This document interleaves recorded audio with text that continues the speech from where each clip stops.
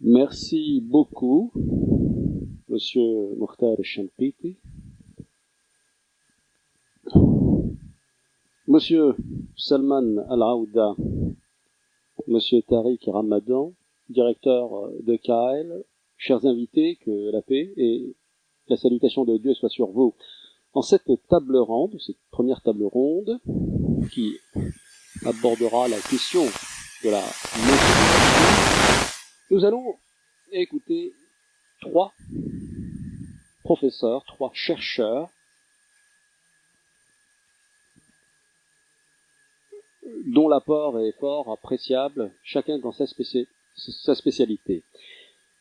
Nous allons donc aborder la question du référentiel, dans la mesure où, lorsque l'on parle de méthodologie, il faut toujours parler de vision, de concept, d'applicabilité et de principes directeurs.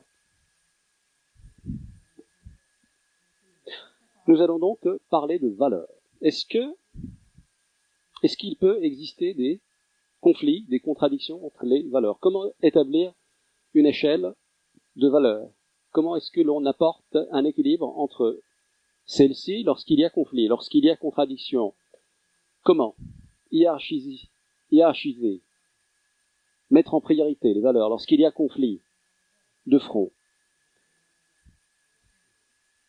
Comment, par exemple, mettre en hiérarchie la valeur de la paix, la valeur de la justice? Sont-elles des valeurs absolues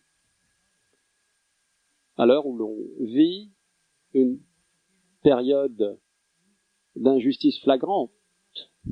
Aujourd'hui, nous sommes régis par beaucoup de théories en faisant fi au pragmatisme.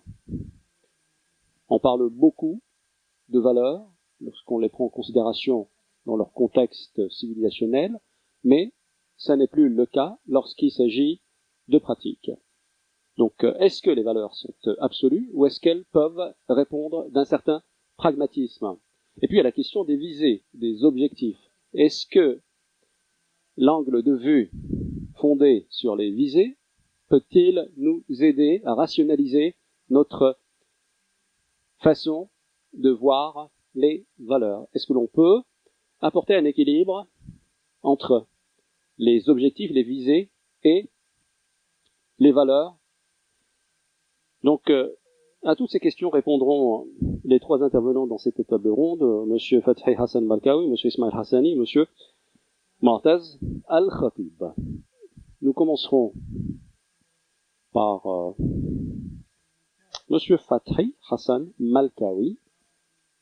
C'est l'un des pionniers de l'éducation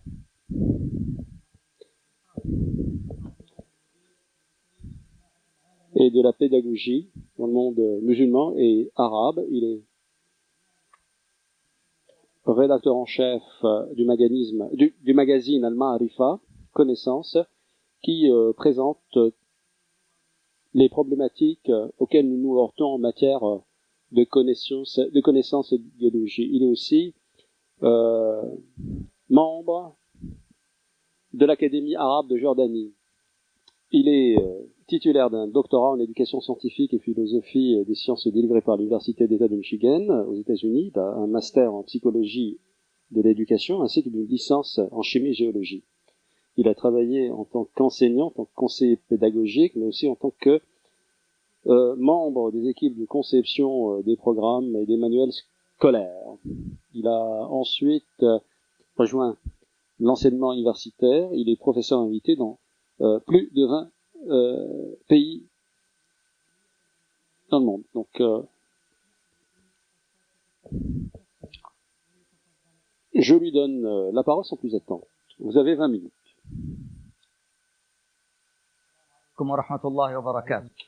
Que la paix et la salutation de Dieu soient sur vous. Au nom de Dieu le clément, le miséricordieux, toutes les louanges saintes à Dieu, la paix, bénédiction de Dieu soit sur le prophète, sur sa sainte famille, ses compagnons et ceux qui lui ont été loyaux.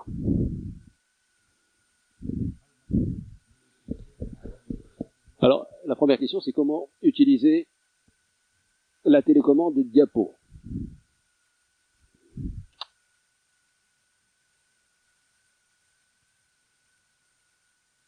Ok.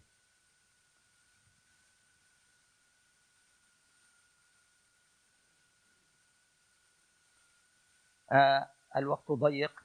Le temps qui nous est imparti est limité. Et donc, je vais essayer de couvrir ce sujet, de répondre aux questions qui ont été posées par Dr Badran dans le temps imparti. Mais avant toute chose, j'aimerais vous remercier tous, remercier à ceux qui m'ont invité à prendre part à cette activité. Monsieur Tariq Ramadan et l'administration du centre KL, au modérateur, au maître des cérémonies et à tous. Dieu fait que nous gagnions en connaissance. Alors, voilà l'ordre des sujets que j'aborderai dans cette conférence. D'abord, le référentiel des valeurs. C'est la question clé à laquelle nous tenterons de répondre au cours de cette table ronde. Donc ensuite, je vais vous parler de ce référentiel sous un angle philosophique et islamique. Quand on parle de référentiel, on doit aussi parler des autres aspects, comme par exemple la multiplicité de l'arsenal des valeurs, les questions liées à l'absolu, au relatif, le général, le spécifique, le fixe et l'immuable et le modifiable, et puis la question des différents systèmes de valeurs. Et je vous parlerai ensuite de ma propre vision que j'ai posée dans un de mes livres intitulé le système des valeurs. Donc, je commencerai par une courte histoire, une anecdote. Vous la connaissez. C'est une histoire entre Shaqiq al-Balkhi et Ibrahim ben Adham. Alors, de quoi s'agit-il? Nous avons deux ascètes du IIe siècle de l'Hégire qui se rencontrent à la Mecque. Shafiq était un commerçant, mais il a versé dans l'ascétisme par la suite. Il rencontre Ibrahim ben Adham à la Mecque et il lui dit « Qu'est-ce qui t'a amené à l'ascétisme ?» Il lui répond « J'étais en voyage et j'ai rencontré un oiseau dont l'aile a été coupée et je me demandais comment il pouvait se nourrir. Et en attendant, je vis un autre oiseau et dans son bec une sauterelle pour nourrir l'oiseau qui ne peut voler. Et je me suis interrogé, comment est-ce que Dieu, qui nourrit cet oiseau malade, sans qu'il n'y fasse rien, eh bien, de la même façon, moi-même, je pourrais me consacrer à l'adoration. Et Ibrahim lui dit, pourquoi est-ce que tu n'as pas choisi d'être celui qui avait la sauterelle dans le bec, l'oiseau sain plutôt que l'oiseau malade? Est-ce que tu n'as pas entendu ce hadith du prophète qui dit, la main haute est bien meilleure que la main basse? Est-ce que tu ne sais pas que lorsqu'on choisit entre deux biens, il faut choisir le meilleur d'entre eux? C'est ce que les ascètes, ce que les bons adorateurs doivent toujours faire. Et Schaffer lui a dit, c'est toi mon maître, et il lui embrassa la main. Voilà donc l'anecdote. Nous avons donc un ascète qui choisit l'ascétisme plutôt que le commerce, plutôt que les valeurs viles. Et ici, il sélectionne, il choisit entre deux valeurs concurrentielles, il choisit une valeur plutôt qu'une autre. Et s'il avait choisi l'une ou l'autre, quel que soit son choix, ça aurait été la même chose dans la mesure où c'est toujours un conflit à l'intérieur de chaque ego, de chaque être humain. Le sujet est vraiment très important. Je pense que si le centre a choisi ce sujet, c'est pour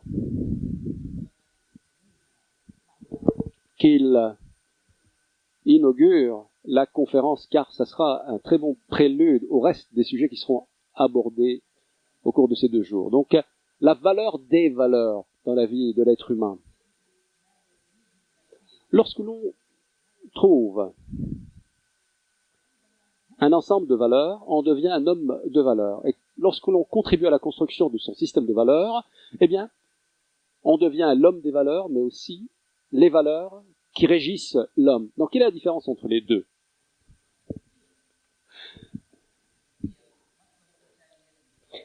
La source de toute humanité, c'est d'abord les valeurs, qu'il soit un individu,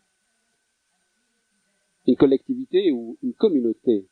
Et donc, quand on parle de valeurs, eh bien, il y a toujours un référentiel qui se forme. Alors, quel est le référentiel des valeurs que l'on choisit? C'est la question que l'on se pose.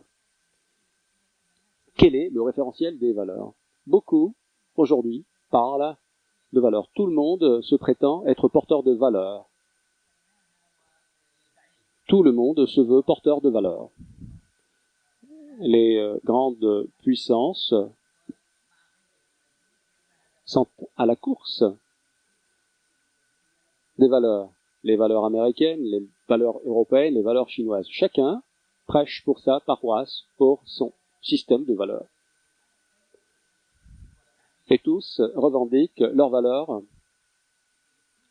Les multinationales aussi parlent des valeurs du marché, de la qualité. Ça aussi, ça fait partie de l'ensemble des valeurs. Les Nations Unies, ces organisations, imposent au peuple un système de valeurs particulier. Même les extrémistes religieux parlent de systèmes de valeurs spécifiques à eux. Donc, existe-t-il un référentiel commun aux valeurs, avec cette multiplicité des acceptions, avec ce chaos qui règne dans le champ des valeurs? La relativité des valeurs a commencé surtout à la suite du siècle des Lumières et du modernisme, où il était question de remettre en question les constantes et les choses absolues. Avec cela est intervenue aussi la valeur de l'évolution, de l'évolutionnisme. Et aujourd'hui, avec les changements qui s'opèrent, tout ce système s'est vu radicalement modifié. Quand on parle de valeur, on parle finalement de deux contextes. Il y a un aspect négatif et un aspect positif. Lorsqu'il y a une contravention, il faut y parer par des mesures disciplinaires ou des mesures sanctionnelles pour pouvoir préserver le système des valeurs. Donc parfois on utilise ces infractions, ces contraventions, pour remettre au jour le système des valeurs. Et en même temps, du côté positif, on essaye de mettre en place un environnement éthique qui permet de ne pas tomber dans les infractions et qui préserve de soi le système des valeurs. Aujourd'hui, dans la société musulmane, nous faisons face à un problème, à savoir, bien souvent, nombre de personnes adoptent l'islam en tant que valeur, mais ne l'adoptent pas en tant que pratique quotidienne. Ici, vous connaissez peut-être ce tableau. La liste des 30 premiers pays les plus conformes aux valeurs islamiques dans le monde. Ici, vous voyez donc la prévalence des valeurs dans les pays d'aujourd'hui. Donc on voit ici comment les valeurs islamiques sont présentes dans ces pays. Et dans ces 30 premiers pays, il n'y a pas un seul pays arabe, ni un seul pays musulman. Je pense que le centre a souhaité que l'on aborde la question sous un angle plus philosophique. Donc, j'ai tenté de chercher le référentiel des valeurs dans l'arsenal philosophique occidental. Et j'ai constaté ce qui suit. La quête des valeurs est une quête sempiternelle. Ça a commencé dans la civilisation grecque, romaine, mésopotamienne, égyptienne, chinoise. Dans toutes ces civilisations antiques, il y avait bel et bien une quête de valeurs. Et quels que soient les spécialistes, qu'ils soient des religieux, des sociologues, des politologues, tous ont recherché un système de valeurs, quelles que soient leurs appartenances philosophiques ou intellectuelles. Et j'ai choisi 8 modèles de référence philosophique occidentale relatives aux valeurs. Je n'ai pas voulu prendre par exemple le cas des anciennes philosophies comme par exemple le réalisme, la grecque antique. J'ai commencé cette recherche à partir de la Renaissance. Il y a la notion de Nicolas Machiavel, à savoir le prince comme seul autocrate, le prince despote. Ensuite, il y a la logique aristotelienne. Les églises médiévales ont adopté cette logique, la logique aristotélicienne, et ce fut en même temps une révolution. Voilà, l'Église, et parmi ceux qui ont suivi, c'est Francis Bacon qui est venu avec la méthodologie empirique, et René Descartes la méthodologie cartésienne, rationnelle, Emmanuel Kant, le devoir éthique, et le non-rationalisme de Friedrich Nietzsche, et Max Weber qui a voulu revoir la position de la religion dans certaines sociétés. Et il a constaté que l'ensemble des valeurs changeait selon la communauté de foi. Et il a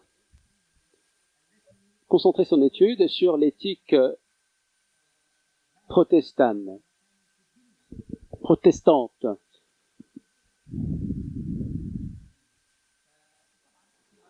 Et ensuite, il y a le positivisme rationnel d'Auguste Comte, qui est devenu le modèle prépondérant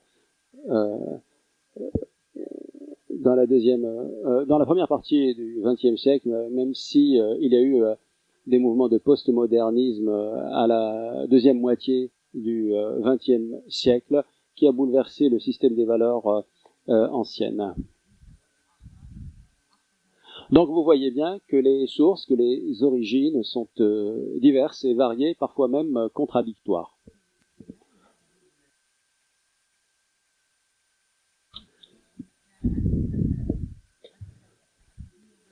Eh bien, la question qui s'est posée, c'est comment trouver un équilibre entre la valeur du pluralisme et la valeur du momisme.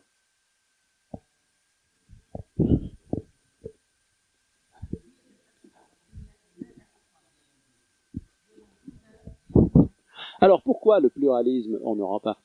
Elle existe, cette valeur de pluralisme existe parce qu'elle permet l'existence de plusieurs systèmes de valeurs en même temps. Et on constatera que le phénomène, donc l'existence du pluralisme de valeurs, reflète une réalité plurielle et pas seulement une pluralité de valeurs.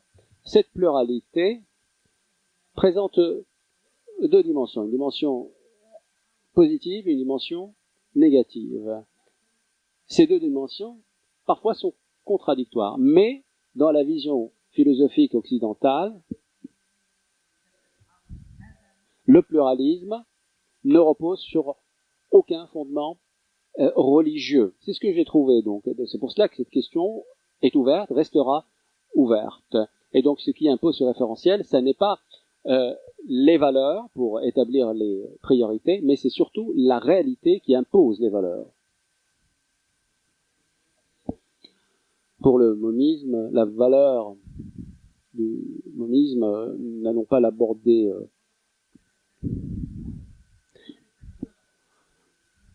en profondeur. Il y a la méthodologie de Saint-Fort qui dit que l'ensemble des systèmes de valeurs sont justes, doivent être respectés. Ceci est un principe qu'il faut prendre en compte. Il y a aussi une autre vision, tous les systèmes de valeurs sont probables et il faut donc les tolérer. Et il y en a qui disent quelques systèmes de valeurs sont acceptables et il faut les tolérer. Effectivement, ce sont des points de vue différents par rapport à la pluralité, au pluralisme des valeurs. Et donc, est-ce que l'on peut choisir? Eh bien non, on ne peut pas choisir parce que tous ces trois cas de figure existent. Alors, comment trouver une solution philosophique au dilemme entre la pluralité et le monisme? Moi, je pense que la dialectique n'a pas réussi à trancher ou à donner raison à l'une ou l'autre des méthodologies. S'agissant maintenant de la vision islamique, il me reste encore 5 minutes. Quand on revient à la racine des valeurs, dans le Coran, on trouvera pas moins de 659 versets, et tous ces versets disent que l'ensemble de l'univers est fondé sur un système, fondé lui-même sur des valeurs, et que la vie humaine est aussi fondée sur un système de valeurs. Donc, le terme valeur n'était pas un terme très usité, on parlait d'éthique, de morale, etc. On parle des vertus, beaucoup de vertus, on parle de la loyauté, on parle de l'éthique professionnelle, on parle des valeurs politiques, l'équité, l'égalité, la liberté, les valeurs de justice, les valeurs dans le domaine de la production, de la consommation, de l'économie. Et donc tout cela impose une certaine pluralité. Et on l'a dit tout à l'heure, il existe une dimension constante, une dimension non constante dans les systèmes des valeurs. Et nous trouvons dans le corpus de Al-Bayhaqi beaucoup de références par rapport à cela. Il y a aussi un autre recueil, Madarij as-Salikin de Ibn Qayyim al-Jawziyya, qui nous propose 100 niveaux de valeurs différents. Tout cela confirme la dualité qui existe entre les valeurs, la dualité, la relativité, la constance, etc. Alors, que se passe-t-il lorsqu'il y a concurrence entre deux valeurs positives? Dans le Coran, dans la sourate Al-Baqarah, la génisse, et que celui qui se porte volontaire pour le bien, c'est mieux pour lui, que vous jeûniez, c'est mieux pour vous, par exemple. Ici, il y a concurrence entre deux valeurs positives, il faut choisir la meilleure d'entre elles. Et dans la première intervention de M. Aouda, il nous a parlé de certaines références des textes de Ibn Taymiyyah. Il y a aussi ici quelques références à Shatibi. Il y a aussi la pluralité dans les visées, dans les objectifs. Parce que finalement, les valeurs, les visées, l'éthique, eh bien, ça rentre dans le même champ lexical. Mais cela n'empêche pas la possibilité de distinction dans les acceptions et dans les spécificités de chacun de ces termes. Il y a plusieurs catégories de valeurs, et dans chaque catégorie, il y a plusieurs valeurs différentes, et entre elles, il existe une hiérarchie.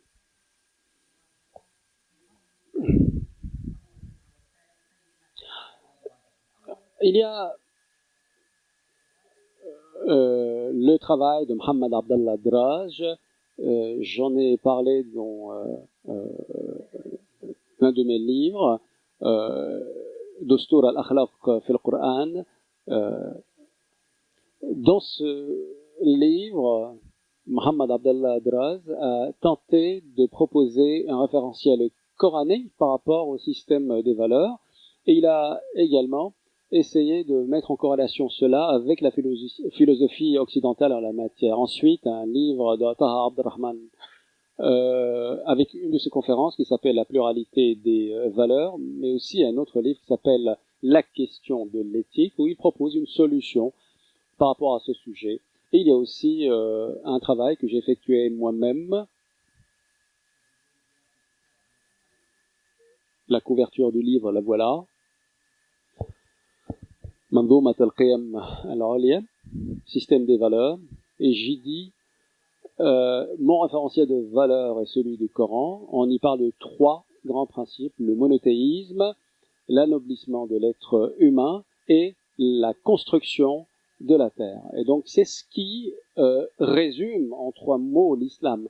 D'abord le système doctrinaire, le système des connaissances et le système des valeurs. Donc il y a le monothéisme. Le monothéisme, ça concerne la verticalité, Dieu, le lien avec lui. Ensuite, l'anoblissement de l'être humain et les moyens de préserver l'éthique chez lui. Et ensuite, la construction des civilisations et la construction des valeurs dans les sociétés vertueuses. Voilà, merci beaucoup.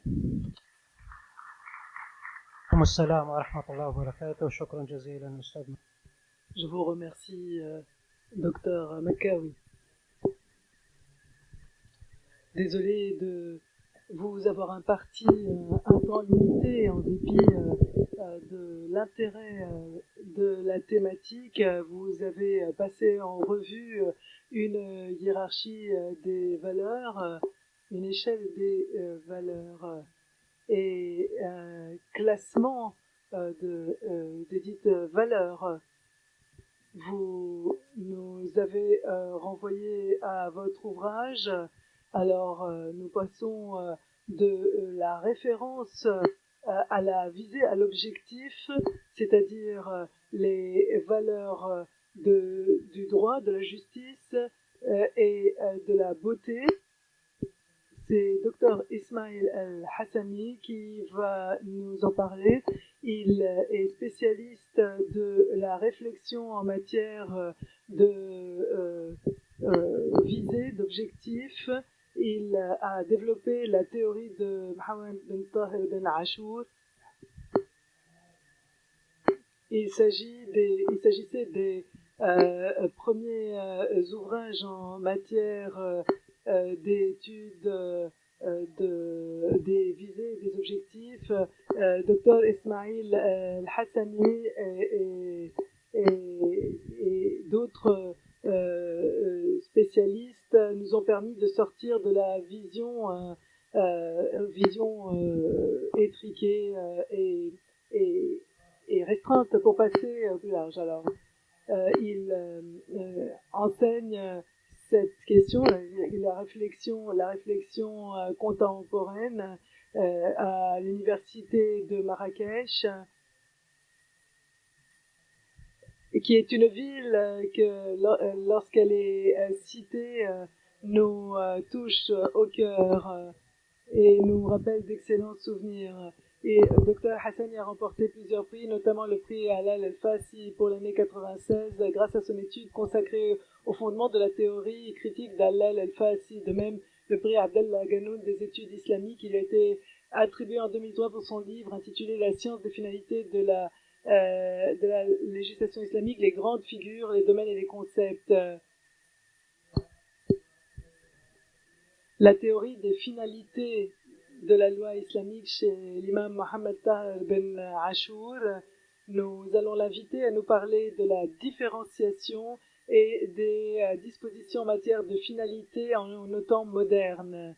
Alors, s'agit-il donc de la conciliation théologique du conflit des valeurs à l'époque actuelle, la justice comme modèle. Au nom de Dieu, le clément, le miséricordieux, que la paix et la bénédiction de Dieu soient sur le saint prophète, ses compagnons et tous ceux qui le suivront. Bonjour à vous tous, que la paix et la bénédiction de Dieu soient sur vous. Je voudrais remercier les paroles aimables du collègue Mu'taz qui a proposé ma modeste personne pour prendre part à cette conférence organisée par le Centre de recherche sur la législation islamique et l'éthique. Permettez-moi d'entrée de jeu, au début de ma modeste intervention, de vous présenter le paradoxe suivant. Le premier aspect de ce paradoxe est le suivant. Nous savons tous que la législation islamique oriente l'acte humain pour qu'il ait une finalité, un intérêt précis. Cet acte devient un acte délibéré, un acte à finalité qui contient des intérêts et peut-être que dans sa conception, il existe des éléments négatifs qui en résultent ou qui en sont à l'origine ou qui l'accompagnent. La finalité est la justice et la législation islamique a demandé de l'individu, de la communauté et de la nation de faire de la justice une valeur qui accompagne tous nos acteurs, de sorte que Al-Hanbali nous a dit que tout ce qui sort du domaine de la justice ne relève pas de la législation islamique. Et là, c'est le deuxième volet du paradoxe qui se fait jour, à savoir que le résultat de l'acte est contraire à la réalité. Le dernier rapport du développement humain place les pays arabes en bas de la liste en raison de la haute mortalité infantile, du niveau élevé de la pauvreté, du niveau de culture et d'éducation très faible, ainsi que d'autres plaies. Je tente, par le biais de mon intervention, de traiter de ce paradoxe en ma qualité de chercheur et de spécialiste de finalité islamique. Comment le concept de distinction contribue-t-il à la conciliation théologique d'une valeur comme celle de la justice et de là aux valeurs en conflit que la mise en pratique implique? J'ai tenté de commencer de puiser ma réflexion en me fondant sur ce qui contredit, ce qui s'oppose et ce qui va à l'encontre de ces finalités. C'est une tentative de lecture de ces utilisations qui utilisent donc la racine trilittérale du terme adala, adl en arabe, ain, dal, lal, lam, et ces différentes utilisations du radical trilittéral se retrouvent dans 25 occurrences du Coran et dans 11 sourates. 12 utilisation du radical trilittéral la au sein à l'intérieur du Saint-Coran. Et l'on retrouve cela dans l'intégrité, la sincérité, l'équité, la probité intellectuelle, l'égalité, et j'en passe. Si l'on se penche sur ces utilisations, nous voyons qu'elles prennent racine dans deux valeurs essentielles, l'absolu et le relatif. Je suis parvenu à la conclusion suivante. L'honnêteté et toute une série d'autres valeurs matérialisent les concepts de la législation islamique en faisant une finalité. Par exemple, la validité et la vérité fait partie de l'une de ses finalités et cela équivaut à la loi du talion. nous y voyons ici une dimension morale de valeurs qui rejoignent un autre système de valeurs, alors que la justice, al-adl, ne peut pas être cantonnée à la vérité, mais il est lié à toute une série d'autres valeurs, d'autres mérites qui appellent étude avec des chapitres et des livres et des ouvrages entiers. Et nous nous contenterons de l'observation suivante. Toutes ces acceptions nombreuses de la justice, dans la mesure où elles insistent sur des acceptions absolues telles que la probité intellectuelle, la fidélité, la réalité, la légalité, l'équité et l'intégrité, sont indissociablement liés au caractère relatif de toutes ces acceptions et qui passent par la révision, l'examen et l'interprétation. Il semble qu'il y a conflit ou opposition de ces valeurs dans la législation islamique. Une partie de valeurs qui passe par un souci de mise en œuvre de ces valeurs absolues et un système de valeurs parallèles qui met en valeur la sensibilisation à des valeurs appliquées, car quel que soit l'aspect absolu des valeurs, il n'en reste pas moins qu'il reste toujours relatif quand appliqué. Et c'est ainsi que je suis passé au concept de la différenciation. Comment pouvons-nous appliquer la téléologie à cette différenciation? Qu'entends-je par la différenciation? Il s'agit d'un esprit critique qui est celui de l'esprit du juste, qui se rend compte de la disparité des différentes valeurs et de leur différence dans l'existence. C'est une prise de conscience à laquelle fait référence le docteur Mekawi dans son intervention, et la Sunna l'a démontré, ainsi que la vie du prophète. Le témoignage il n'y a pas d'autre Dieu qu'Allah jusqu'à tous les témoignages. Alors, il s'agit donc de la différenciation qui est une tentative persévérante pour appliquer les dispositions de la législation islamique, mais aussi la prise de conscience de la réalité. Ainsi, la préparation, la conciliation des finalités et de la téléologie ne passe pas par le conflit des valeurs en gardant à l'esprit la différenciation des valeurs. Et c'est là le point d'intersection avec l'intervention du docteur Mu'taz, à savoir est-ce que les valeurs se rencontrent ou s'opposent.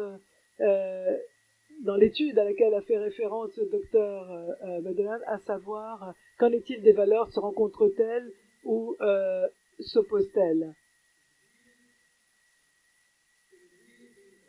Alors, qu'en est-il de la détermination de la révélation de ces valeurs?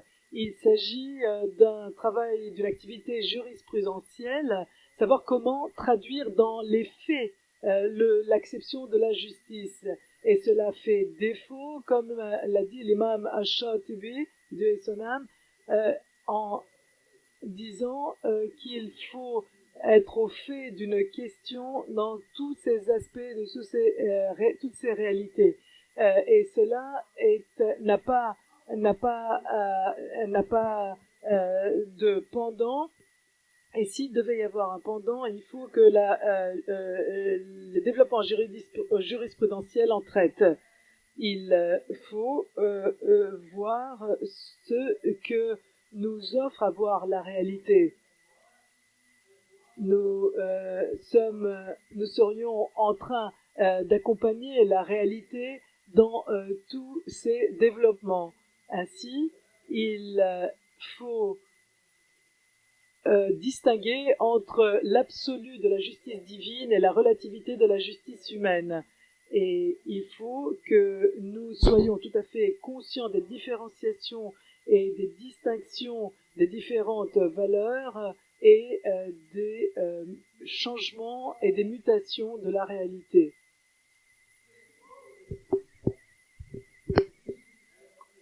La relativité de la justice se fonde sur la difficulté de la réalisation de la justice. Et le hadith connu du prophète que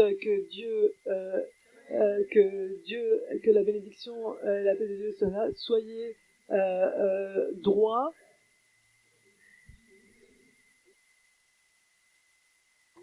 Et n'exagérez pas, il s'agit de voir cela dans les faits, dans la praxis. Al-Asfahani, qui a répertorié une somme de termes coraniques, attire notre attention sur le fait que certains actes humains ne relèvent pas de la justice, mais sont plutôt dépourvus de justice et tombent dans l'injustice. Alors il y a véritablement une injustice, même dans la vie il y a une injustice et aussi dans certains aspects de la dignité. Et il faut véritablement avoir de la dignité, ce qui veut dire que l'injustice peut être aussi relative car elle concerne certaines circonstances comme par exemple la négligence, et l'on dit de Muawiyah ibn Abi Sufyan que celui qui t'a trompé se trompe lui-même. Donc celui qui te trompe est trompé parce que tu le trompes, parce que tu es tombé dans sa tromperie. Alors, en fait, c'est une mauvaise compréhension de l'acception de justice selon les circonstances en question. Et lorsque nous appliquons ce que nous avons compris et ce que nous croyons être de la justice dans une réalité sociale précise, je répète, lorsque nous comprenons cette acception de la justice et nous souhaitons la traduire dans les faits, nous avons très tôt pressenti sa dimension absolue, car dès lors cela manque d'objectivité et de rationalité, car il y a différents éléments, des éléments nocifs, négatifs, qui s'enchevêtrent avec des éléments positifs. Et cela, c'est ce qui convient d'appeler la différenciation. Il faut donc définir la justice et il faut tenir compte des éléments en constante mutation au plan sociétal. Il n'y a pas de justice absolue. Il y a des variables qui dictent leur réalité. Et cela à la lumière de contraintes précises, de restrictions circonstancielles et qui proposent leurs propres limitations.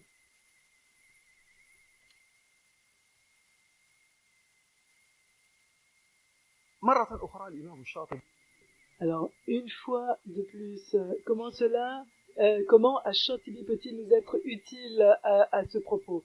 Il nous a montré la différence entre justice et injustice à différents aspects. La justice peut aboutir à la reconnaissance des vertus, et la justice, c'est de Dieu. Il n'y a pas une seule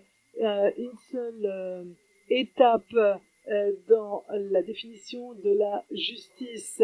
Il y a différents degrés que l'être humain peut peut prendre pour monter sur l'échelle de la justice. Et c'est à l'échelle de cette aune que nous pouvons envisager l'acception de la justice. Elles ne sont ni absolues ni relatives, elles sont fonction de l'action réelle et nous devons tenir compte des variables, des contraintes dans les circonstances positives et négatives. Ce qu'il faut conclure, c'est qu'il n'y a pas de justice absolue dans la réalité humaine, car il s'agit d'une acception complexe, car la réalité de la justice est une acception complexe dans le concept duquel interagissent et interviennent et s'enchevêtrent des valeurs qui peuvent aller à l'encontre de ce qui nous paraît être des valeurs et des vertus et ce qui nous a servi de valeurs durant notre éducation. Et souvent, pour mettre en place la justice, les éléments négatifs et positifs s'enchevêtrent et les impacts peuvent être parfois positifs et parfois négatifs. J'ai un certain nombre d'éléments à vous livrer concernant la relativité de cette acception, mais je vais faire l'impasse car le temps me manque. Je vais donc conclure. La conciliation des finalités de la valeur de la justice ne peut être le fait de ceux qui sont dans leur tour d'ivoire. Les penseurs nous disent qu'il ne faut pas être figé sur les ouvrages, car cela nous éloigne de la religion et nous écarte des enseignements des pères fondateurs. Ceux qui se sont toujours penchés sur leurs livres ont été à l'origine de nombre d'injustices et de désastres. Et j'ai commencé par citer le livre saint et je conclurai aussi. L'on parle des plaies, des désastres qui sont le fait de cet immobilisme qui a pesé sur l'esprit des musulmans et de leur évolution. C'est pendant l'hégire que nous l'avons déjà constaté. Nous ne pouvons, de notre côté, faire l'impasse sur la constatation suivante. Les musulmans ont commis des injustices contre eux-mêmes et ont été injustes vis-à-vis du concept de la justice et aussi ils ont subi les injustices des autres à l'encontre de la valeur de la justice qui est une valeur partagée de l'humanité. Je vous remercie de votre attention.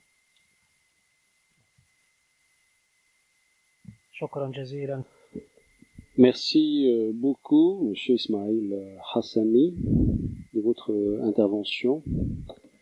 Après avoir parlé du référentiel, de la finalité, parlons à présent du paradoxe, de la problématique de la méthodologie et de l'applicabilité de cette méthodologie. Nous donnons donc la parole à notre collègue, M.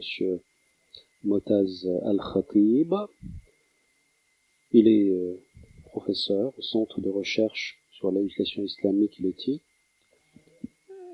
Il est superviseur à l'unité chargée de la recherche sur l'islam et l'éthique.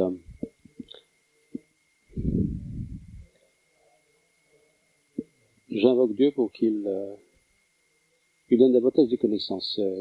Il est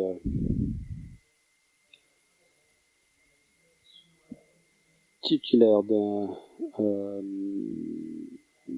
master en littérature arabe à l'Université Al-Azhar du Caire. Il a obtenu un master en 2002, un doctorat en 2009 avec une thèse sur la critique textuelle des hadiths. Docteur Mu'taz Al-Khatib semble pas avoir reçu sa formation de la part de Cheikh, mais effectivement il a reçu un cursus de plusieurs sommités théologiques musulmanes à Damas, de la part de Noreddin Atr et d'autres sommités syriennes, compris le docteur Abdel Fattah Abu Fattah. Il est l'un des fondateurs d'un centre de réflexion, Al-Multaqa al-Fikri al-Ibda. Il a été rédacteur également sur Islam Online, site islamique, rédacteur également dans d'autres magazines et sites internet. Il a été aussi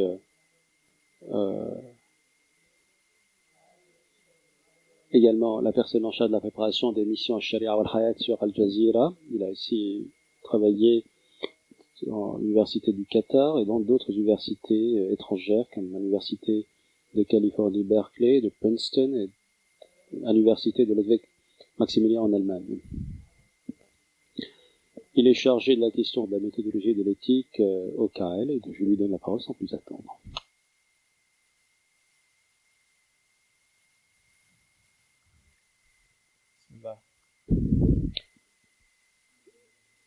Toutes les louanges sont à Dieu et que la paix et le salut de Dieu soient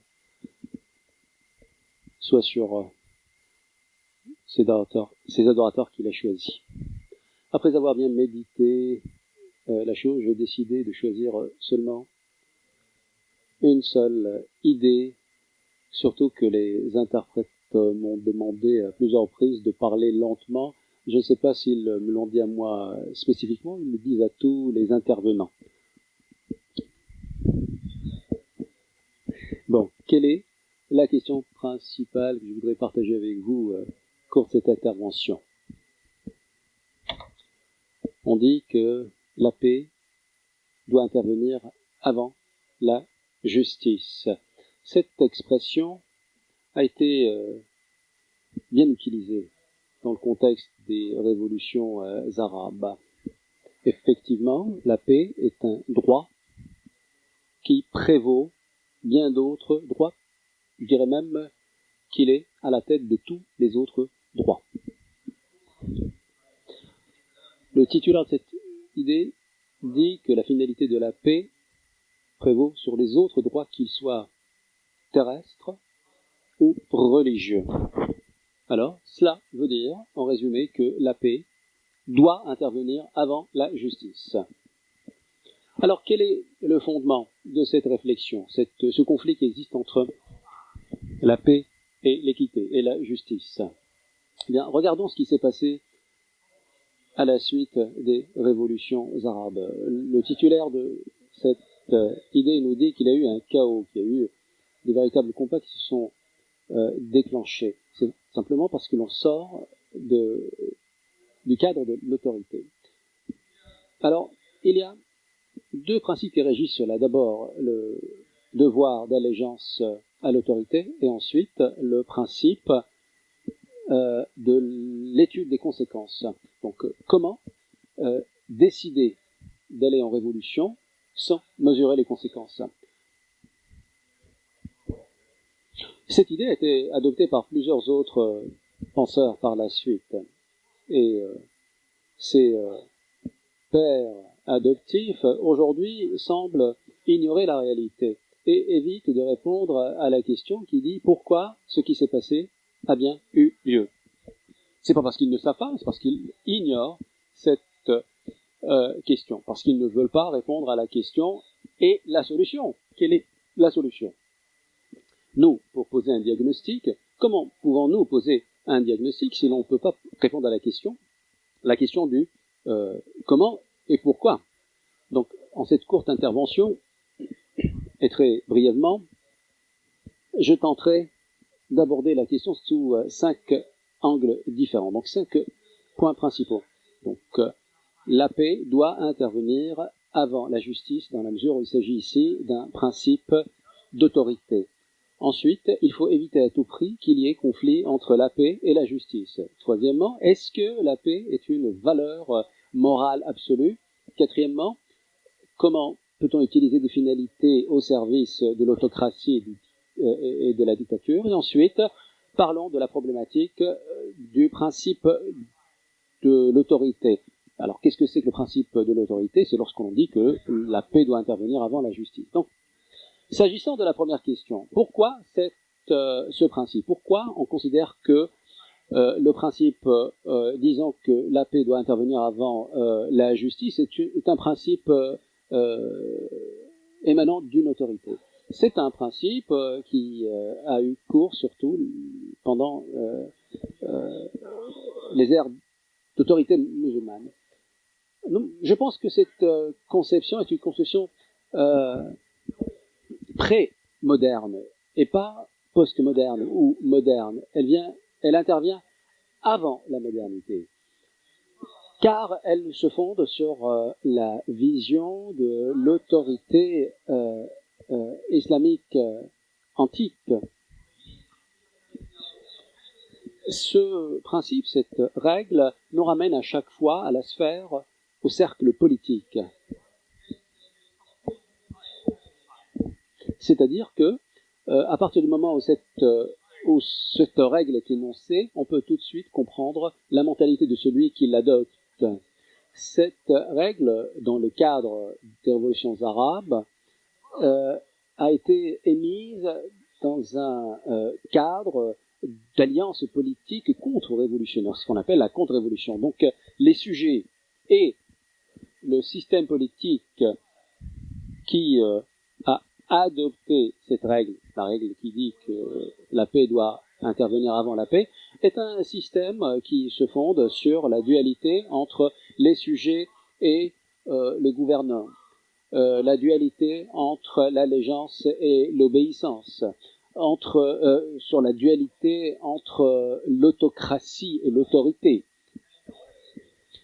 Et donc, l'État, dont il est question dans cette règle de l'autorité, prend en compte tous les droits qui soient de ce bas monde ou religieux. Eh bien, cette règle tente de réexprimer ceux qui disent moi ou le désordre en lui imposant un habit moral, éthique, surfait. Et donc aujourd'hui, cette fonction de l'autorité se voit circonscrite, c'est-à-dire qu'on essaye par cette règle on essaye de légitimer et de donner une valeur positive à l'autorité, à l'autocratie. Et de là, barrer le chemin à toute autre tentative qui voudrait, par exemple, critiquer la source d'autorité. On ne peut, par exemple, plus critiquer les exactions qui ont lieu en Palestine, ou critiquer une injustice ici ou là, dans un des... ici ou là. Alors, aujourd'hui, comment empêcher le conflit entre la paix et la justice? S'il devait exister, en fait, ça nous ramène à ce qui se dit aujourd'hui s'agissant de la paix juste. Un livre publié par l'Université d'Oxford a abordé la question sous le titre « What is just peace ?» Qu'est-ce que la paix juste? Parce que, bien généralement, ces deux termes viennent toujours ensemble, la paix et la justice, d'où la paix juste. Et d'ailleurs, cette expression est fondée sur la guerre juste, the just war. Et ceux qui ont adopté le concept de paix juste disent que parfois, pour aboutir à cette finalité, il faut bien passer par la case guerre juste. Une étude menée par Adam Robert nous ramène au concept de guerre juste, qui islamiquement peut être appelé djihad. Le djihad est une guerre juste dans l'islam classique. C'est un concept fondateur malgré les différents problèmes d'interprétation auxquels il se heurte aujourd'hui. Donc aujourd'hui, on ne peut faire fi de cet héritage historique qui est celui du concept de guerre juste et ne jamais y avoir recours pour aboutir finalement à la paix juste. Et donc la justice, l'équité est une finalité fondamentale en islam. Tous les prophètes envoyés, tous les livres révélés ont été envoyés et révélés pour réaliser la justice et l'équité. Dieu dit, nous avons envoyé les prophètes avec des informations claires et nous avons envoyé avec eux la justice afin qu'ils imposent l'équité entre les gens. Al-Qist, justice. D'ailleurs, le mot test a la même racine que justice, just. Ibn Taymiyyah lui-même estime que les différences d'opinion sont un devoir religieux.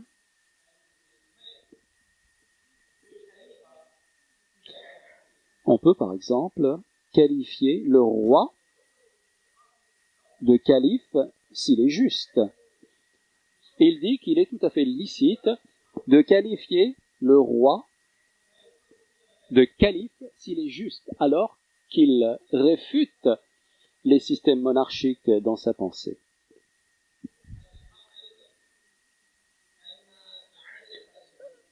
Beaucoup disent aussi que la justice est la base même de l'autorité,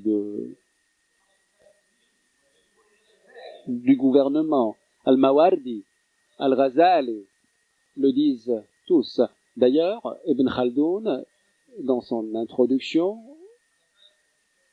date du 8e, 9e siècle de l'Hégire, nous dit que toute injustice prélude à la destruction des civilisations. Je n'ai pas le premier à avoir dit cela, ça a commencé déjà dès le 4e siècle de l'Hégire. Et c'est ce que Ben Taymiyyah a dit par la suite. Il a dit que la justice est obligatoire, car c'est avec la justice que la vie des hommes s'établit et se rétablit, plus qu'elle ne peut se rétablir dans un cadre d'injustice et d'infraction. Et pour terminer, on dit aussi que la justice est le fondement de la paix. Donc ces deux valeurs ne sont pas en conflit, car il faut passer par la justice pour aboutir à la paix. Et il n'y a aucun conflit, aucune contradiction, aucune opposition entre la justice et la paix. Al-Mu'aridi, au 4e, 5e siècle de l'Hégire, lorsqu'il dit qu'il y a 10 choses qui peuvent rétablir l'ordre dans le monde. D'abord, une justice globale, une paix générale, et par la suite il dit, et la sécurité générale est le résultat direct de la justice globale. Donc la question qui se pose, est-ce que la paix est une valeur éthique absolue? Donc qu'est-ce que disent les juristes, les jurisconsultes? Lors de la crise classique, on constate bien que la logique jurisprudentielle nous dit que la paix ne peut être une valeur absolue. C'est plutôt la justice qui doit l'être, qui doit être une valeur absolue. La vision classique présentait le monde en dichotomie entre Dar al-Islam, le monde musulman, et le reste du monde. Et donc la vision jurisprudentielle classique nous le rappelle, donc cette dichotomie, cette division qui existe entre le monde des musulmans et le monde des incroyants. c'est-à-dire le monde de la guerre, Dar al-Harb, le monde de la guerre. Et Dar al-Islam est synonyme de Dar al-Silm, donc la maison où le monde musulman est synonyme du monde de la paix, et le monde des incroyants est synonyme du monde de la guerre. D'où la nécessité de réaliser la justice et puis réaliser la paix. Le djihad, la guerre juste musulmane, avait pour fonction de réaliser la justice et la paix. Par la suite. Tandis que la vision interne du monde musulman se fondait sur trois idées conjointes. D'abord, sur les combattants, donc la catégorie des combattants, des bandits de grande route. Ensuite, des dissidents. Et la catégorie des gouvernants autocrates ou des despotes. Donc, ceci se fonde sur la justice et pas sur la paix, en fait. C'est-à-dire sur la justice qui donne lieu à la paix. Donc ici, on a encore une preuve qu'il n'existe de conflit entre la justice et la paix, ni de hiérarchie entre eux. Donc on a toujours une corrélation qui existe entre ces deux concepts. La paix vient de la justice. C'est pour cela qu'il a été rendu légitime de livrer guerre aux bandits de grande route, ou de faire barrage aux dissidents, aux bandits de grand chemin, pardon.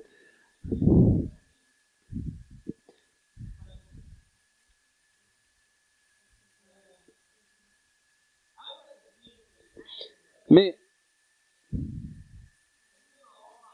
obéir aux despotes, parfois, cela répond à ce qu'on appelle le principe d'obligation, mais qui est circonstancié au moment. Certains, bien sûr, ont tenté de faire de cette circonstance une circonstance durable. Mais on parle bien de la crise classique, et effectivement, ce ne fut pas un choix éclairé. Ensuite, comment trancher entre les finalités, et surtout les finalités qui sont utilisées par les despotes pour justifier son autorité. Ici, le despote dit que la paix prévaut sur la justice. C'est une règle, mais elle n'est pas absolue. Choisir le moindre mal, ce n'est pas un dilemme absolu. Choisir le moindre mal, qu'est-ce que cela veut dire? Parce que si c'est toujours ce choix que l'on doit poser, eh bien, il n'y a plus lieu de résister à une occupation. Choisir le moindre mal, eh bien, nous obligerait de ne pas combattre un attaquant.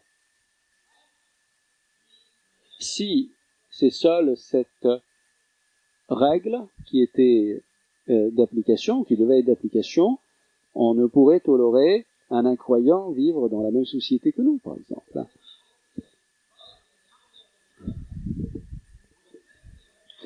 Et lorsque la paix est fondée sur l'obéissance au despote, eh bien, cette obéissance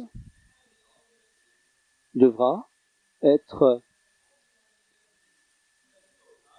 destinée uniquement à la réalisation de la paix, c'est-à-dire que seuls les droits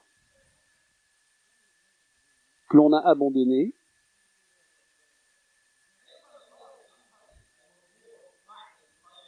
vont contribuer au rétablissement de la paix. Seuls les droits auxquels on a renoncé doivent contribuer ou peuvent contribuer à la réalisation de la paix. Donc cette question du moindre mal ne peut être considérée comme une valeur absolue. Et aujourd'hui, on sait bien, quand il n'y a pas résistance, quand il n'y a pas rejet de l'injustice, sur un long moment, eh bien, c'est cela qui donne lieu aux révolutions et à la déstabilisation. Donc, cette règle qui dit que la paix prévaut sur la justice, eh bien, si l'on l'adoptait, on tomberait dans plusieurs contradictions. L'histoire nous le démontre. Tout d'abord, déjà, le bien fondé logique et dialectique de cette règle est contradictoire. Car il faut d'abord poser la question, quelle est la signification de la paix et quelle est la signification de la justice et comment hiérarchiser les deux. Si l'on revient à Platon et à Aristote, on voit que la justice est basée et fondée sur l'équité et l'égalité, même si Platon réservait cela à une catégorie de la population et pas à tous. S'agissant de la vision islamique de la justice islamique se fonde sur le mérite et donner les droits, acquis des droits. Donc il y a ce postulat, le postulat qui dit que c'est parfois, l'injustice peut prévaloir sur la justice, même si la paix, dans la règle maintenant de l'autorité, prévaut sur la justice. C'est-à-dire que quand on dit que la paix collective doit intervenir avant la paix individuelle et avant la justice collective. Alors la question, qu'est-ce que la paix collective? Cette expression est despotique. Cette règle est despotique, en fait, a pour point de départ deux contradictions. Parce qu'elle met dans un même contexte un système de droit despote et l'État moderne. Car elle justifie son autorité par l'obligation d'obéissance et l'interdiction de la dissidence. Cette règle despotique nous rappelle ce qu'a dit Thomas Hobbes, qui justifie la prévalence de la paix sur la justice, parce que Hobbes lui-même a posé quelques règles éthiques, parmi lesquelles le devoir de réalisation de la paix par l'État. Mais que dit-on lorsque c'est l'État qui déstabilise la paix et qui livre la guerre?